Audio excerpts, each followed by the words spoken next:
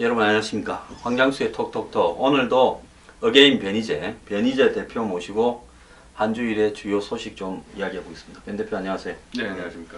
오늘 뭘 이야기 좀 할까요? 안철수 국민의당이 지금 난리가 났던데 사실 그 이야기 저는 좀 합시다. 네.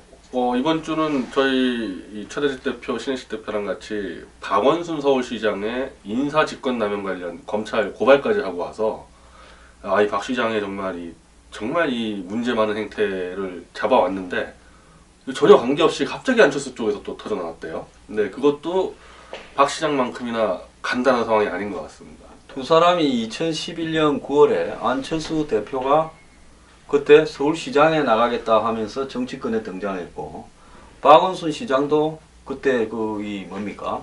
삼대연대 할 때 백두대간 먹다가 갑자기 나타났죠. 네, 수염 기르고 모자 쓰고 나타났죠. 둘이 갑자기 만나가지고 그래서 둘이 만나가 밀어줬잖아요. 네, 딜 쳐서 네. 이제 박 시장 밀어주고 막 둘이서 그 당시 2011년도 정치판을 좌지우지하고 그 서울시장까지 만들어 놓고 어떻게 보면은 그 둘이 새정치 깃발을 들었다고 봐야죠. 그 당시부터. 박원순은 그래가지고 그걸로 안철수 5%에서 안철수 전기를 받아서 서울시장에 당선되었고 50%가 돼서 안철수는 그때부터 대선 행보를 했죠. 자, 그렇게 이제 진전이 되었는데 그 두 사람이 동시다발로 지금 정치 인생 최고 위기를 맞고 있습니다. 그렇죠. 그러니까 왜냐하면 어쨌든 새로운 인물이었고 2011년도의 정치권 상황에서는 하여튼 안철수야 새정치에 거의 트레이드 마크를 들고 나왔고 박 시장도 그렇고 뭔가 좀 참신한 모습을 보여주는 것처럼 보였지만은 지금 드러난 행태는 아주 구태, 아주 이 더러운 정치에 지금 만천하의 이 본질이 지금 드러나고 있으니까 굉장히 심각한 상황이라고 보고 근데 원래 이게 보면 가만히 놔둬도 죽을 사람한테는 괜히 가서 짝대기 꼽으면 나중에 죽인 책임져야 돼요. 그 박원순 가만히 놔둬도 보니까 끝나가는데 뭘라고 고소를 또. 근데 그거는 이번 건과 관계없이 이미 2달 전부터 저희가 준비했거든요. 네. 메트로 터지기 전에 빨리 좀 하지 그거 네, 문제다가. 전혀 관계없이 우리는 해왔는데 이게 메트로가 터져버리고 메트로 사건 대하는 걸 보니까 박 시장 이거 오래 못 가겠다 지금 그렇게 보고 있는 거고 안철수 대표 쪽도 좀 마찬가지인 것 같습니다. 이게 굉장히 심각한 건데 지금 대응하는 거 보니까 저분도 오래 못 가겠다. 자, 여기 보면 등장인물이 박선숙 사무총장 2012년에 안철수 캠프의 실질적인 내부 책임을 맡았죠. 그리고 이번에도 안철수 대표가 창당을 해서 사무총장을 그때 당시에 천정배이나 다른 사람들이 굉장히 반대를 했는데 안철수 대표가 밀어가지고 억지로 박선숙을 사무총장을 시켰죠. 박선숙은 참고로 이 민주당에 과거 DJ 민주당에 당뇨를 하다가 DJ 대통령이 당선되고 청와대에 들어가서 거기서 청와대에서 대변인하고 또 수석도 했어요. 홍보수석이. 예. 그러고 나왔습니다. 그러고 나와서 이제 국회의원을 한번 하고 이렇게 사라져 있다가 비례대표 국회의원 하면 했을 거예요. 그러다가 이번에 이제 등장을 했는데 이제 박선숙이 사무총장으로서 선관위가 이번에 고발을 했다. 자, 그러면 이 A 회사, B 회사에 두 회사에 한 회사는 20억이 좀 넘게 21억쯤, 한 회사는 11억쯤 용역을 줬습니다. 21억짜리 회사는 공보문을 만들어라. 그 다음에 11억짜리쯤 되는 회사에는 TV 광고를 대행해라고 양쪽에 줬어요. 주고 난 다음에 그때 이제 홍보위원장을 김수민이라고 숙대에 나온 숙대에서 이 홍보 디자인 동아리를 하다가 그 다음에 이제 졸업하고는 그 디자인 동아리 이름이 이제 브랜드 호텔을 회사로 만드는 겁니다. 그래서 디자인 회사를 만들었다가 그래서 전번에 허니버터칩인가 감자칩 그걸 갖다가 이 표지를 디자인했다 이랬는데 그 디자인 본인이 디자인한 것도 아니고 디자인 참여했다 그러더라고요. 그러니까 대단한 경력 있는 사람도 아니더라고요. 대단한 경력이 있을 게 있습니까? 그래서 그걸 갖고 이제 그걸 청년 벤처 기업 대표라 해가지고 나는 처음에 브랜드 호텔 대표 김수민이라길래 남자 이름인 줄 알았고 아니 젊은 사람이 무슨 브랜드라는 이름을 가진 호텔의 대표를 하나? 근데 호텔 대표하는 사람이 보통 숙박업하는 사람이 정치권에 비례대표 들어온 적이 없죠. 예를 본 적이 없는데 뭔 이런 일이 생겼나 했는데 나중에 보니까 브랜드 호텔이라는 것이 디자인 회사 이름이 브랜드 호텔이더만요. 좌우간 쉽게 이야기하면 이겁니다. 이분이 홍보위원장을 맡았고 이분의 위에는 부사무총장이 왕주현이라고 박선숙 씨의 측근이 있었고 그 다음에 박선숙 당선자 지금 의원이죠. 비례대표로. 김수민과 박선숙은 비례대표 의원이 됐어요. 김수민이 7번이었죠. 박선숙이 뭐 5, 6번쯤 됐나요? 뭐 3번인가? 뭐 자고한 그렇습니다. 굉장히 앞순이었던 것 같고요. 예, 그래서 지금 이 선관위가 검찰에 고발한 사람은 박선숙, 김수민, 이 비례대표 의원 둘을 갖다가 지금 왕주현까지 3명. 했는데 왕주는 이제 의원은 아니죠. 의원은 둘이고 왕주까지 서희했죠. 그래서 이게 뭔가 하면 그렇게 한 30억이 넘는 돈을 두 회사에 나눠줘 놓고 저기 뉴스 브리핑에는 가끔 영양사고가 나니까 그래도 그냥 꿋꿋이 보십시오. 그래서 나눠줘 놓고 그걸 갖다가 김수민의 회사로 두 회사로부터 각기 이렇게 이제 1억이 넘는 돈을 갖다가 합쳐서 2억 3천 뭐 480만 원인가를 1억 7천 뭐 480만 원인가는 것은 현금으로 받고 한쪽에서는 뭐 1억 1천만 원 한쪽에서는 뭐 저기 뭡니까 저 6천만 원을 현금으로 받고 6,380만 원인가 6,480만 원을 현금으로 받고 돈을 아주 좀 떨어지게 받지 그렇게 말이야 그 480만 원인가 끝단위를 붙여가 자꾸 기억할 때마다 헷갈려요. 그리고 6천만 원짜리 체크 카드를 받았어요. 그 체크 카드 왜 준 줄 압니까? 체크 카드를 줄 때는 세금 처리나 이런 게 매우 간편하니까 체크 카드를 준 거예요. 그래서 체크 카드 포함해서 2,380만 원인가를 받아가지고 2억 3,480만 원인가를 받아가지고 그걸 갖다가 당에 홍보 일을 하는 직원들이 좀 나누고 일부는 통장에 있고 6천만 원짜리 카드는 당 밖에서 홍보 TF 하는 친구들이 밥 사 먹고 뭐 썼다는 거 아닙니까? 그런데 이게 이 투서가 들어왔던 거예요. 선거 전에. 알았습니다. 어디서 투서가 들어왔다죠? 당 내부에서 이 사정을 잘 아는 사람이 이 A 회사와 B 회사에다가 20억이 훨씬 넘는 계약이 들어갔는데 그 계약이 김수민의 회사로 이렇게 돈을 돌려주는 형태로 해가지고 리베이트 받는 부분이 있으니까 선관위가 이걸 갖다가 주목하라고 투서가 들어갔고 그래서 선관위는 그때부터 과연 실제로 그렇게 되는가 하는 부분을 지켜보고 있었는데 계약서를 이 두 회사가 A, B 회사하고 계약한 내용을 계약서를 언제 작성했는가 하면 선거가 끝나고 작성했어요. 선거 전에는 계약서도 안 썼던 거야. 왜? 계약서를 써놓으면 미리 걸릴까봐 투서가 들어가나. 그래서 선거가 38석이 당선되고 대선을 하니까 이제는 안심을 했던 것 같아요. 그래서 사후에 계약서를 쓴 거예요.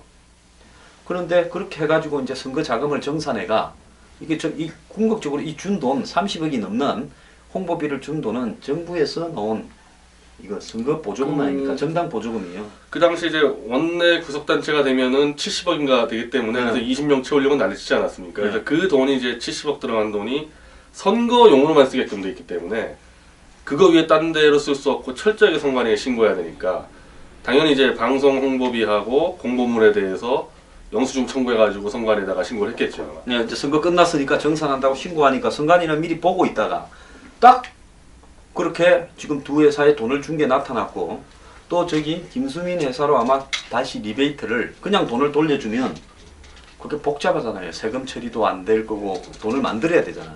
비자금을 만들어야 되는데 비자금 안 만들고 돌려주려면 가장 간단한 방법이 A 회사, B 회사가 다시 김수민 회사하고 계약을 한 거예요. 계약을. 아마 뭐 하청 계약을 했겠죠. 하청 계약을 했겠지. 근데 그 회사는 김수민이가 홍보위원 담당을 맡고 있는 사실상의 지회사에 하청 계약을 다시 들어왔으니까 선관위가 딱 봤을 때는 여기에 이건 뇌물이다. 실질적인 일을 집행한 게 아니다. 그러니까 내가 남하고 계약을 한 다음에 내 회사에다가 또 그 한 10분의 1 정도를 다시 계약을 하면 누가 보더라도 이거는 뇌물을 계약으로 받은 거다 이렇게 생각하지 않겠습니까? 아니 그러니까 투서가 없었어도 저는 투서가 있다는 건 오늘 처음 들었는데 투서가 없었어도 어쨌든 홍보위원장이고 비례대표 7번 국회의원이 될 수 있는 사람의 회사로 당에서 용역을 받은 회사가 글로 다시 하청을 줬다 그러면은 누가 봐도 자금 흐름이 이상하거든요. 그러니까 투서가 없어도 이건 뭐 걸려질 수 있는 상황. 근데 투서가 없으면 뒤에 돌아온 돈은 알 수가 없지요. 왜냐면 이건 선거 어디다 관련된 썼냐 알 수 그래서. 있으니까. 몇 분은 쓴 것만 지출된 것만이지 지출 회사가 다시 자회사하고 계약한 부분을 선관위가 그건 알아내기 어려울 수 있어요. 그렇잖아요.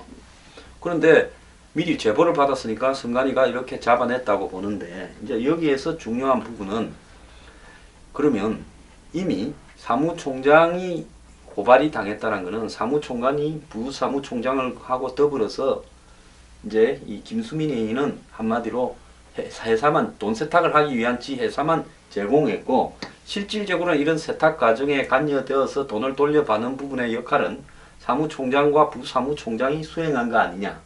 그리고 총책은 사무총장이 아니냐. 이렇게 보는 것 같아요. 근데 그게 뭐 선관위도 이른바 그런 부분을 잡는 선수들이고 뭐 대충 여의도 좀 아는 사람이 보더라도 그 벤처기업이라는 거 해봐야 우리 뭐 이 시청층들이 이걸 아셔야 되는데 벤처기업 정말 잘 나가는 그 30대 이 초중반 20대 젊은이들이 정치권에 들어가질 않죠. 벤처기업 하느라고 정신 없는데 그러니까 별다른 경력이 없었다고 봐야 된다는 겁니다. 이 정도 나이대에서 뭐 벤처기업 경력까지 들어왔다는 얘기는. 그럼 뭐 매출해봤자 얼마 되겠어요? 그럼 그 친구가 어떻게 그 당시 제3당이었는데 제3당의 홍보 자금 벌써 30억 정도가 홍보 자금으로 30억 썼다는 거 아니에요. 그 자금에 대한 결정권을 과연 김수민이라는 그 경력 없는 친구가 내렸겠냐. 절대 아니죠. 당연히 이건 사무총장 정도.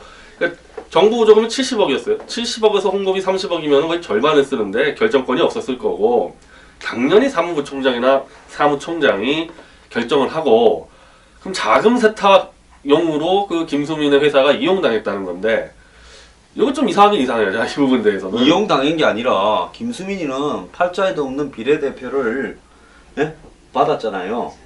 그럴 때 등록할 때쯤 되면 7번까지는 된다라고 돼 있을 때예요. 그러면 김수민이 입장에서야 생돈이라도 퍼갖고 갖다 주고 싶은데 땅에 묻어난 돈도 찾아가 시키는 걸 뭘 못하겠어요. 하게 돼 있지. 자, 그리고 날 이렇게 신임해 주는구나 하고 기뻐서 잠도 못 잤을 거야 아마 그날.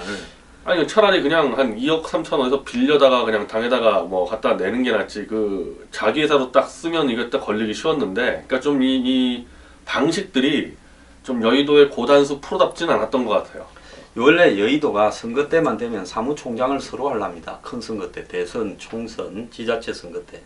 왜 그런가 하면 사무총장을 하면 이런 선거와 관련되는 수백억의 돈을 지불을 합니다. 대선 때 선관위에서 환급받는 돈이 한 600억 정도 되잖아요. 그러니까 그런 걸 600억을 환급할 때 그 중에서 절반 이상이 전부 홍보비, 선거기획사 이런 데 가는데 이런 데는 정가라는 게 없기 때문에 솔직히 계약해서 했다고 그러면 그거 그만인 겁니다. 그런데 이제 전부 정치판에 수십 년 굴른 선수들이기 때문에 이런 식으로 어설프게 아마추어처럼 돈을 돌려받는 행태로 안 하고 세탁을 굉장히 잘해가지고 이제 나중에 돈을 따로 챙기거나 이렇게 하죠. 그런데 이번 같은 경우에는 아마 이 두 용역을 줬던 이 32억을 받은 두 회사가 이거를 갖다가 돈 세탁을 갖다가 안 해본 회사 같아. 그래가지고 현금을 갖다가 한 2억 정도 이상을 2억 한 6천만 원 이렇게 6, 7천을 2억 한 3, 4천만 원을 만드는 부분에 대해서 부담이 되니까 우리가 그렇게 현금을 만들 수 없다고 하니까 내가 봤을 때 아마 그러면 김수민 회사로 다시 합천 계약을 맺어서 돈을 줘서 그 돈에서 우리가 쓰겠다. 이렇게 이야기가 됐던 것 같아요. 왜냐하면 이 두 회사가 10억 정도 매출밖에 안 되는 회사인데 1년 매출을 이번에 다 한 거예요. 근데 원래 저런 회사하고는 거래를 절대로 안 하고 굉장히 큰 회사가 하고 해가지고 이렇게 돈을 만드는 방식을 택하는데 하나의 아마추어적인데 좌우간 이번에 박선숙을 사무총장으로 임명할 때 말이 굉장히 많았습니다. 박선숙이 안 된다 해가지고 천정배 계열부터 뭐 그 안에 동교동 계열이 문제 제기를 많이 했는데도 안철수 대표가 박선숙을 밀어붙여서 통과시켰어요. 근데 참고로 박선숙 의원은 박지원 의원과 또 각별한 사이입니다. 둘이 굉장히 청와대 때 같이 있었잖아요. 그 박지원이 아마 대통령 실장할 때, 예, 그러니까 대통령 실장할 때 수석 비서관 했었죠. 예, 그러니까 두 사람은 굉장히 각별한 사이예요. 그래서 오늘 박지원 원내대표가 뭐 검찰의 정치적인 행위 뭐 이런 부분을 짚고 이러면서 화를 좀 냈는데 뭐 그래봤자 그 의미도 없는 이야기고 어쨌거나 오늘 입장이 바뀌었습니다. 국민의당이. 오늘 국민 앞에 사과한다고 안철수 대표가 이야기하고 당 내부를 좀 확인해서 있는 대로 밝히겠다 하고 그 다음에 이런 어떤 부분이 확정이 되면 단호한 조치를 취하겠다라고 하고 어제까지만 해도 당하고는 관계없는 일이고 개인 일이다 이러는데 밤 사이에 바뀌었어요. 왜 바뀌었다고 봅니까? 근데 이거는 지금 선관위 발 기사를 보면요, 뭐 너무 명확해가지고, 그리고 이제 그냥 그 문법 그대로잖아요. 이 정치권에서 선거 때 비자금 만드는 그 문법 그대로 따라서 뭐 변명의 여지가 있겠어요 이게. 그리고 뭐 선관위가 여기서 특별하게 지금 뭐 오인할 뭐 그런 여지도 없는 거고, 오히려 지금 이 파장이 어디까지 번지느냐, 오히려 그게 더 쟁점이지. 뭐 최소한 이거 좀 아는 사람들 볼 때는 이게 잘못됐을 거다, 아니면 뭐 검찰이 뒤집어 씌운다, 선관위가 뒤집어 씌운다, 뭐 그럴 만한 사안이 아니니까. 제가요 2012년에 안철수 대표에서 선관위가 저를 불러다가 안철수 의원 사퇴하는 날 저녁에 조사를 하거든요. 그날 밤에 바로 고발을 해버렸습니다. 난 고발했는 줄도 몰랐어요.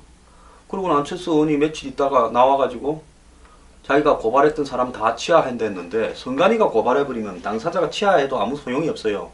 저는 그걸 고발된 상태로 검찰 넘어갔다가 그 다음에 대선이 끝나고 이듬해 한 3, 4, 5월, 6월부터 계속 불려다녀서 무혐의를 받았죠.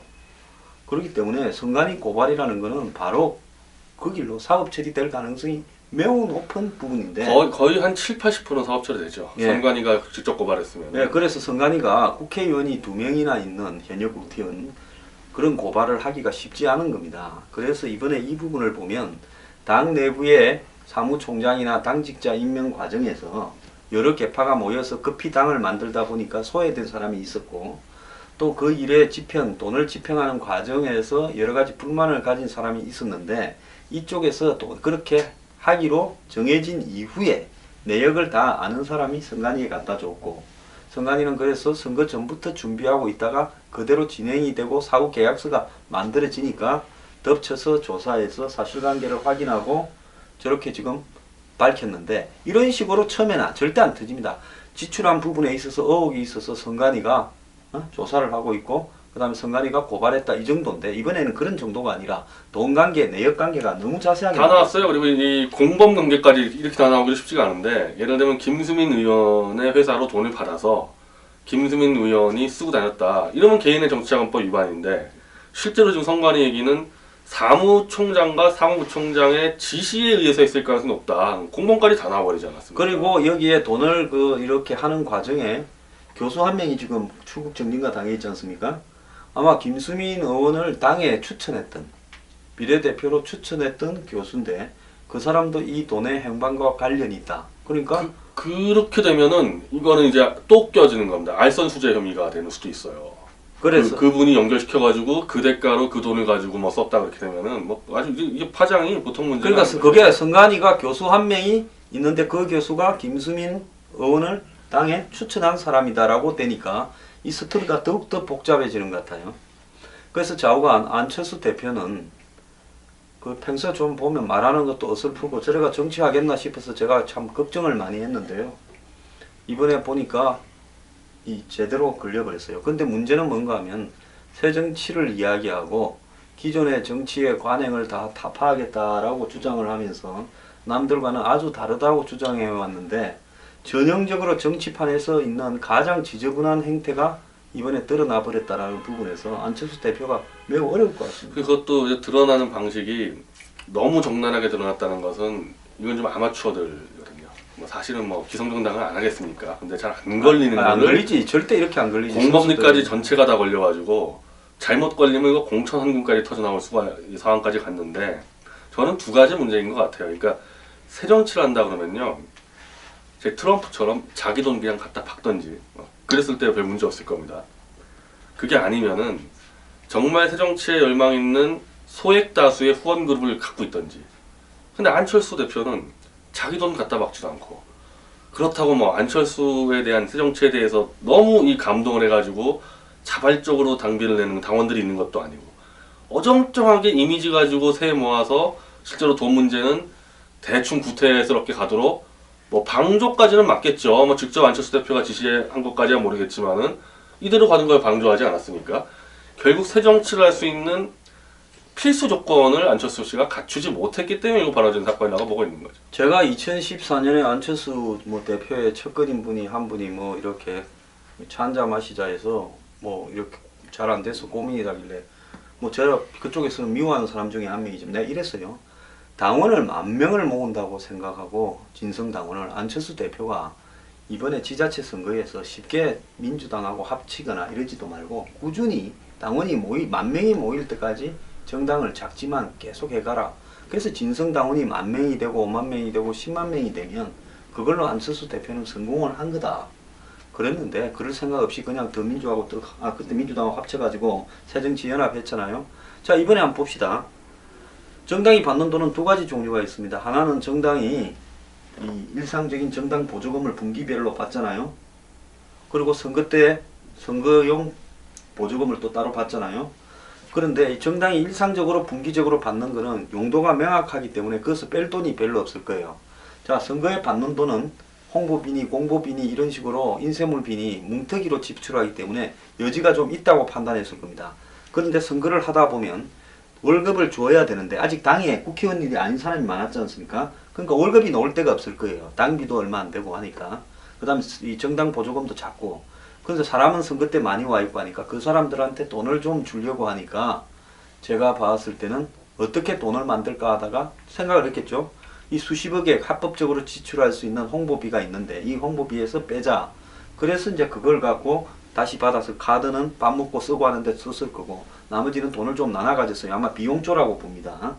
그리고 일부는 또 남아 있다는 겁니다. 일부는 또 교수가 뭐 관여돼 있다 이렇게 이야기를 하는데 보통 이런 거는요. 특별 당비를 당에서 주요 당직을 맡은 사람들이 뭐 한 5천만 원, 2, 3천만 원씩 내든가 안 그러면 당의 대표가 자기 돈을 좀 내든가 해서 당에서 도저히 커버하지 못하는 선거를 치러야 되는데 쓸 돈은 있는 부분을 그렇게 커버합니다. 차라리 막 비례대표한테 돈을 받든가 이래서 해야 되는데 죽도 밥도 아니게 홍보비에서 대받아가지고 좀 쓸라다가 완전히 콜가 끼어버렸다 이렇게 봅니다. 문국현 대표가 창조한국당 창당할 때 자기 개인 돈 60억 그 차용을 했죠 당에다가. 예. 그래서 그 차용해서 60억 가지고 쓰는데 나중에 돌려받니 맞니 가지고 좀 논쟁도 벌어졌고. 문 대표도 그 사법 처리 대상이 그건 나중에 이제 또 결국 비례대표한테 돈 받은 것 때문에 네, 당에다 그렇게 받는 됐죠. 거죠. 그랬는데 근데 지금 이제 안철수 대표 같은 경우는 가장 쉬운 방법은 자기 돈 개인 돈 넣는 게 제일 쉬웠던 방법일 겁니다. 아 현금만 해도 저기 저 뭐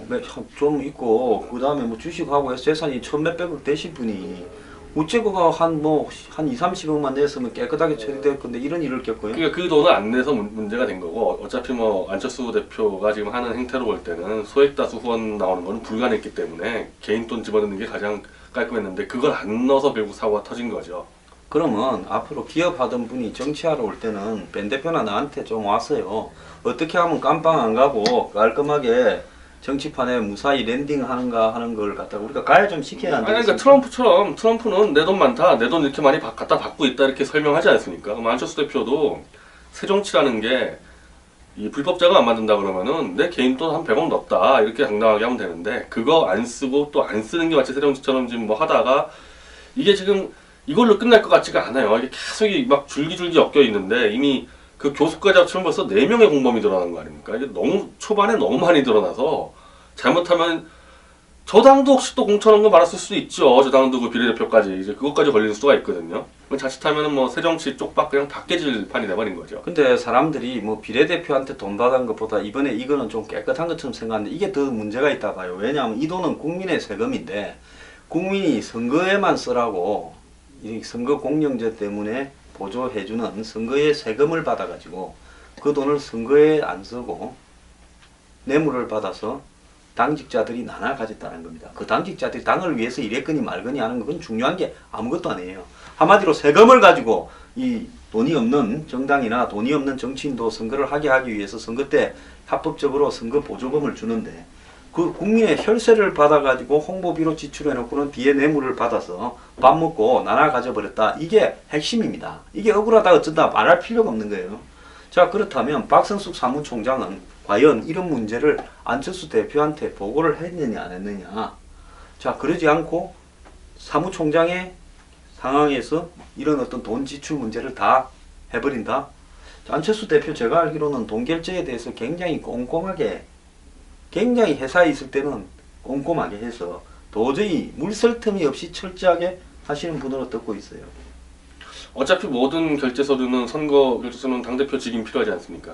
네. 당대표 직인 홍보비 지출에 대해서 본인이 찍었을 거예요. 네, 당대표 직인 다 찍혀 있을 겁니다. 근데 이제 뭐 당대표 직인을 사무총장한테 맡겨서 찍는 경우도 있으니까 안철수 대표는 이제 모른다고 지금 얘기하고 있는 거 아니에요? 모른다고 그런 부분에 대해서. 글쎄요. 근데 그게 뭐 그거 관계는 사실은 뭐 바깥에서 알 수는 없어요. 근데 이게 수사가 되는 과정에서 지난번 문국현 대표도 그랬었고 서청원 대표도 이제 친박연대 할 때가 있는데 처음에는 밑에서 걸리거든요. 근데 이제 가다 보면 당대표까지 올라가는데 그때도 서류 다 맞춰놨다고 큰 소리 쳤는데도 걸렸어요. 네, 근데 이번에는 초반에 사무총장까지 엮여 들어가지고 뭐 어디까지 가게 될지 사실 뭐 저도 예측이 안 되는데 쉽진 않을 것 같다는 생각이 들죠. 자, 그러면 여기서 어제 제가 벌어진 행태가 이해가 안 되는데요. 김수민이 국회에 왔는데 변호사를 달고 왔습니다. 여태까지 머리 틀라고 국회의원이 국회를 가는데 변호사를 옆에 달고 국회를 가는 사람을 봤습니까? 그 아마 이거 아니겠어요? 이제 기자들이 질문 들어오면은 말 잘못하면 큰일 나니까 변호사 옆에 붙어가지고 말 실수 안 하려고 그러는데 사실은 지금 현재로서는 이 폭탄이 김수민이죠. 김수민 입에서 말 한 번 잘못 나오면은 이제 뭐 주워 담을 수가 없게 되니까 그 의정 활동하면서 어제는 이제 개원이었나요? 개원이 문제가 아니라 뭐 계속 변호사 달고 그 다니는 변호사가 김수민이 구한 변호사가 아니라 당에서 붙여준 변호사일 가능성이 많아요. 그러니까 이제 아마 의정 활동을 전체를 변호사를 옆에 데리고 다니면서 해야 되는 상황이 벌어지는데 변호사가 이제 집에서부터 국회로 같이 출근하고 같이 퇴근하고 전화도 대신 받아주고 뭐 그래야 될 것 같아요. 그다음에 국회 들어갔다가 이제 국회에서 그 300명 앉는 자리에서 나오면 그때부터 또 변호사 쩌르르 기자가 국회 기자가 한 800명 있거든요. 그 누가 들어올지 모르니까 변호사가 항상 옆에 따라다녀야 되는데 이게 새정치. 그런데 밤사이에 뭔 마음이 변해가지고 오늘 국민들한테 송구하고 사과한다 했는데 뭐 제가 봤을 때 꼬리를 잘라야지 처음부터 아니라고 전부 이 문대다가는 왕창 뒤집어 쓰겠다라는 지금 불안감이 엄습해서 아니 근데 이게 자르려 그러면요. 김수민 의원이 개인적으로 요구해서 2억 3천을 자기 회사가 받아서 내 개인적으로 썼다 해서 덮어 써야 되거든요. 아니 사무총장이 준 돈을 왜 김수민이 받습니까? 김수민이 덮어 써야 되는데. 지출자가 사무총장일 거 아니에요. 그런 아니 뭐 아직까지 모르겠어요. 32억을 사무총장이 지출했는데 한 군데는 한 21억 되니까 1억 받았다면 5%, 한 군데는 뭐 한 11억쯤 되는데 10억 9천인데 이제 그 합쳐서 뭐 그 얼마입니까? 1억 한 2천쯤을 1억 2,880만 원쯤을 받았더라고요. 그러면 얼마야?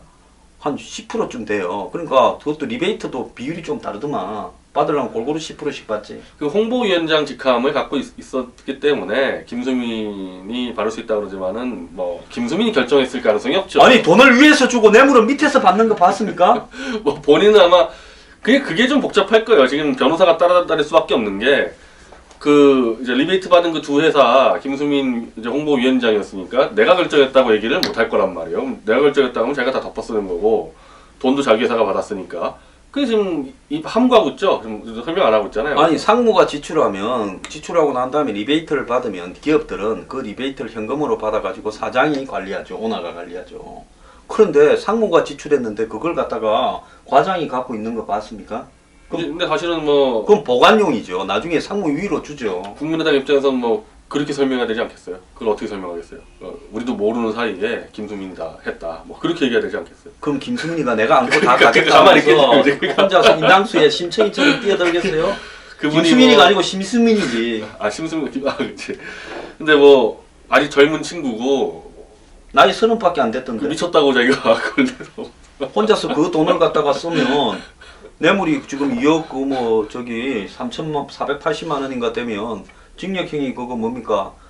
그 특정 문제 가중처벌법까지 적용될 거예요. 그쵸. 저거는 뭐 좀 심각한 상황이죠. 예. 차라리 당에서 시켜서 난 모른다 이렇게 가는 게 지금 김수민은 국회의원이고 나발이고 다 포기하고 내야 뭐 쫄뱅이 그 우리 회사 통장으로 돈 좀 받으라 해서 받았고 그 돈은 내가 구경한 적도 없다 하면서 국회의원 빠지나 딸고 집행유예나 받는 게 최상 아니겠습니까? 김수민 의원 보고 이 방송 좀 보시라고요. 생각 잘하라고 좀 전해주는 게 좋지 않겠어요?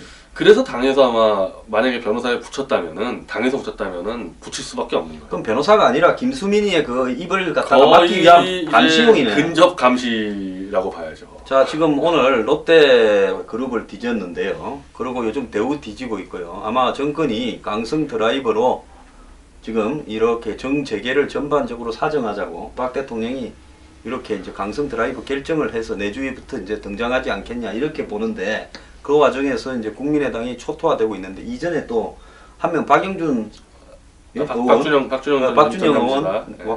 박준영 의원이 또 그거 저기 영장이 청구됐다가 기각은 됐지만은 검찰에 걸려가 있죠. 이분도 빠져나가기가 쉽지가 않을 것 같아요. 자, 지금 38명 중에 벌써 3명이 지금 날아가고 있습니다. 자, 앞으로 국민의당이 저 어떻게 될지. 국민의당은 처음에 새누리당하고 연정하니부터 시작을 해서 무슨 뭐 결선 투표하자, 또 뭐 이원집 정부제의 아지트다, 뭐 온갖 거 다 해서 나중에 새누리당이 후보가 없어서 안철수 세우고 반반 나눠먹는 거 아니냐 했는데 반기문 등장하고 난 다음에 국민의당이 그냥 아주 개박살이 나고 아니 근데 있습니다. 당장 이 지금 검찰 수사가 시작된 거 아니에요? 선관위가 넘겼고 검찰 수사하면요. 그래서 이 건은 거의 뭐 99% 증거 인멸의 우려가 명확하잖아요. 이 건은. 그러면 영장 청구가 되는데 당연히 국회로 넘어오겠죠. 그럼 이제 체포동의안이 2명 그것도 이제 2명께 올라올 거 아닙니까? 그러면은 네. 아니 박준영 씨 것까지 해서 3명째 오고 있죠. 그거 어떻게 처리합니까? 그러면 시작하자마자 국민의당 그 국회의원 3명의 체포영장 이제 동의안이 올라오는데 그때 어떻게 할 거예요? 저 국민의당? 오늘 천정배 공동대표의 입장을 보면 어제 오늘 이럴 줄 알았다라는 듯한 매우 시니컬한 반응을 보이더라고요. 그래서 남의 불행이 나의 행복이요. 천정배 대표 쪽에서 이제 당권에 좀 배제가 됐었나 보죠. 그래서 이제 저 안철수 대표 쪽에다 장악을 해가지고 아니 사무총장이나 이런 부분을 좀 장악하고 싶었을 건데 완전히 선거 때 틀려났겠죠. 그때는 억울하다 생각했지만 지금 와서 생각하면 그때 했으면 이렇게 깜빵 갈 수도 있었을 건데 얼마나 다행입니까.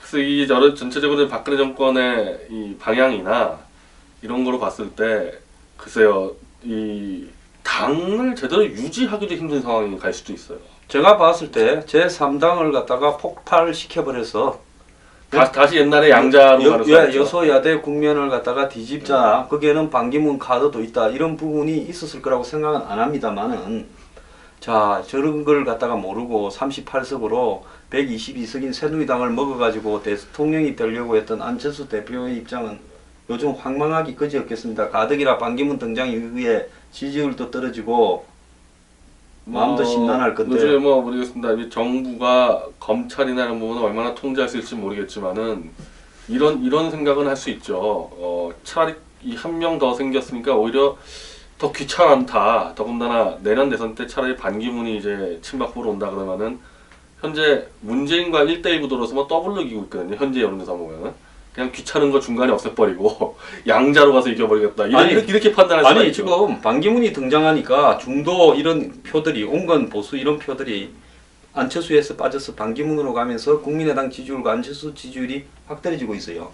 근데 지금 이 사건까지 터져버리면 이제 더 빠질 건데 쭉 빠질 건데 그 지지율이 어디로 가겠습니까? 절로 가기보다는 반쪽으로 오기가 쉽죠. 자 여러 가지로 이런 상황을 볼 때 요즘 안철수 대표 잠 오겠습니까? 위기의 남자가 됐죠. 지난주까지만 해도 박 시장이 위기의 남자인 줄 알았는데 홀로 위기의 남자 된 게 아니라 원래 2011년도에 등장했던 둘이 한꺼번에 이제 그것도 아주 심각한 위기예요. 그러니까 똑같은 데자뷰인데 저런 걸 무슨 이론이라고 평행 이론이라고 하나 같이 떴다가 같이 꺼지는 네? 시작도 같이 하고 끝도 같이 하는 그런 상황 같네요. 저는 개인적으로 이 두 분이 빨리 정계에서 나가주는 게 대한민국 정치 발전에 도움이 된다고 생각합니다. 2011년도에 이 두 분이 들어와가지고 새정치한다고 휘저으면서 온갖 그 황폐화시켰어요. 전반적인 담론들을. 그리고 실제로 하는 거는 뭐 박 시장 같은 경우는 이제 막 드러나지 않습니까? 매피아 몰랐다 그러더니 2014년도에 이미 민주노총하고 협의를 하면서 매피아들을 챙기는 걸 협의를 다 끝내버렸습니다. 그때 매피아 친구들 협의에 끝내놓고 이제 처음 알았다 매피아. 야 이런 분들은 빨리빨리 그만 보세요. 박은순이 그 메트로에다가 자기 측근들을 갖다가 사회이사로 4명을 보낸 거 아닙니까? 그 메트로의 그 사회이사 사장은 또 박은순이 보냈고요. 그럼 이 사람들이 또 거기에서 메트로를 위해서 또 뜯어먹고 착취하는 구조를 어디에 전가하겠습니까? 그 밑에 은성 PSD 같은 외주업체에 또 전가하는 거 아닙니까? 그러니까 박원순은 자기 사람들을 메트로에 보내서 먹고 살아라고 하고 또 메트로는 또 거기 있는 사람들을 먹고 살기 위해서 은성 PSD에 돈 조금 주면서 그 돈 중에 대부분은 거기서 또 내려간 사람들 먹고 살아라. 왜 은성 PSD에다가 메트로에서 해볼 만큼 해먹을 만큼 해먹어서 집에 가야 될 사람을 내리 보내느냐? 아니 위에서 내리 보내니까 우리도 좀 내리 가자. 이리 되는 거 아니겠습니까? 노조원들이 당연히 서로가요 비리를 눈 감아주는 구조예요. 박원순은 자기 측근을 갖다가 무더기로 메트로에 보내서 사장부터 사회이사 위에 자리들은 다 차지하니까 그러면 메트로 출신들은 사장도 못하고 이사도 못하니까 어디로 가겠습니까? 아 우리 퇴직된 사람들은 또 밑에 내려가서 더 해먹게 눈 감고 있으라 이거 아니겠어요? 이게 다 지금 문서로 서울시 안에 다 있습니다. 이 보고서들이 다 있어요. 매피아들이 어떻게 먹고 이런 부분들을 다 박 시장 쪽에 있기 때문에 매피아를 처음 말았다는 건 다 거짓말이고 그러다 보니까 이번에 진상규명위원회가 어젠가 발표났는데 진상규명위원회 멤버들이 참여연대 출신, 민변 출신, 희망연대 출신 또 자기 측근으로 다 깔아놨더라고요. 그래서 이게 진상규명위원회가 아니라 진상을 은폐하려고 팀을 짠 게 아닌가. 근데 이게 뭐 그런다고 되겠습니까? 이미 여기도 검찰이 다 들어왔잖아요. 아니 그러니까 사장은 하마를 잡아먹고 하마는 또 저기 하이에나를 잡아먹고 하이에나는 뭐 밑에 임팔라나 이런 거 토끼 잡아먹을 거 아닙니까? 그 밑에 있는 토끼가 그냥 죽어버린 거예요. 이렇게 뜯어먹다 약육강식에 이렇게 내려오는 구조 속에서 그렇게 된 거 아닙니까? 간단한 거예요. 이 왜 사고가 났느냐? 뜯어먹다 보니까 이 제일 밑에는 더 이상 뜯길 데가 없이 몰리다 보니까 수습이 안 되는 사고가 나버린 거 아닙니까? 사람도 모자라고 돈도 모자라고 시간도 모자라니까요. 충분히 안 뜯어먹었으면 6억 갖고요. 충분히 쉬어가면서 사람들 할 수 있을 만큼 한 150명이 했으면 죽지도 않았고 충분한 월급 받으면서 회사 잘 돌아가서 아직까지 3명 중에 아무도 안 죽었을 거예요. 뜯어먹다 보니까 내려가서 더 이상 뜯어먹힐 데가 없는 사람은 죽어버리는 겁니다. 그 간단한 걸 뭐 복잡하게 이야기할 것도 없어요. 하여튼 뭐 진상규명회도 꾸렸고 뭐 내일인가 모레인가 또 국민대토론회 하는데 국민대토론회 우리 좀 넣어주라고 합시다. 우리 역시- 공짜로 일할게. 우리는 역시- 위원 같은 거 가도 돈 안 받습니다. 토요일날 그 생방송 인터넷 토론 하는데 사회자가 오마이뉴스 오영로 대표고 거기도 또 참여연대 출신, 민변 출신, 노조 출신 깔아놔가지고 아니, 토론에서도 뜯어먹어요? 네, 토론에서도 또 이제 팬을 만들었대요. 그래서 철저하게 진상을 은폐하겠다고 지금 팀을 짜고 있고. 아니 세월호 진상 규명한다고 해가지고 특조위 만들어서 거기서 뜯어먹는 게 어마어마한데 이 사람들은 뭐 사고 나도 거기서 뜯어먹습니까? 안철수 대표도 진상규명원에 또 꾸렸습니다. 거기도 이상돈 씨 해가지고 단장했는데 지금 거기도 뭐 진상규명 제대로 하겠어요. 근데 그런 식으로 지금 될 판이 아닙니다. 왜냐하면 양쪽 다 검찰에 들어가 있고 양쪽 다 정파와 관계없이 국민적 지탄을 받고 있는 사안이어서 이런 경우는 검찰이 마음 놓고 수사하거든요. 그거 어떻게 은폐하겠어요. 그래서 계속 드러나잖아요. 은폐하고 싶어도. 그런데 벤 대표하고 나하고는 공연히 죽는 자를 위해서 이렇게 고춧가루 뿌릴 게 아니라 우리는 조금 초연하게 발을 뺀 듯 해야 나중에 죽고 난 뒤에 우리 원망 안 할 거 아니겠어요? 글쎄, 글쎄 뭐 올해 안에 그 박원순 안철수 두 위기의 남자는 안 보일 수도 있을 것 같다. 안 보일 수도 있는 것 같은데 뭐 우리가 무슨 힘이 있다고 그 두 분을 뭐 내보내겠습니까? 다 하늘이 알아서 다 하는 거예요. 아니 옛날에 제가요 굉장히 탄압을 받을 때 어떻게 이런 탄압을 받고 내가 살겠느냐 하면서 몸이 심장이 휴저가 터지듯이 나가버리더라고요. 그랬는데 저를 탄압하는 사람들이 한 명씩 다 죽습니다. 누가 죽었는가 말은 안 하겠습니다. 그래서 제가 볼 때 제가 열심히 저주를 하거나 탄압을 하면 다 사고가 좀 나요. 자 그래서 제가 이제 이 마치는 말을 하나 하겠습니다. 위선의 종말은 쪽박이다. 자, 참 위선되게 열심히 사셨던 분요. 결국 신의 주사위가 공정하게 가는 것 같습니다. 저도 그렇게 믿고 있습니다. 그래서 그 두 남자가 안 보이는 것에 대해서 우리가 뭐 작업한 거 하나도 없습니다. 그럴 힘도 없고 다 그냥 자연스럽게 이른바 사필규정. 요즘에 뭐 또 어떤 한 분이 그 표현을 썼던데 그거 믿고 가는 거죠. 원래 초가집이 무너져 갈 때 괜히 그 옆에 얼쩡얼쩡 하면서 뭐 한번 이렇게 대들보라도 흔들다가 꽉 무너져 버리면 옆에 괜히 무너지는데 일조했니 깔려 죽었니 이런 소리 들으니까 그 근처도 안 가야 됩니다. 자 오늘 그 참 요즘 잠 안 오는 두 사람에 대해서 이야기했습니다. 감사합니다.